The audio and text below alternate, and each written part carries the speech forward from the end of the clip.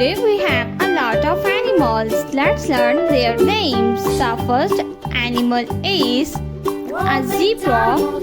This is a zebra. A dog. This is a dog. The next animal is a leopard.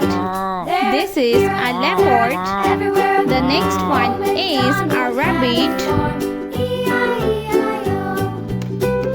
The next animal is a tiger. This is a tiger. The next one is a zebra. This is a tiger.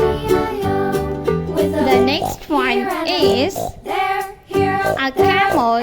This is a camel. Elephant. This is elephant. The next animal is a sheep. This is a sheep.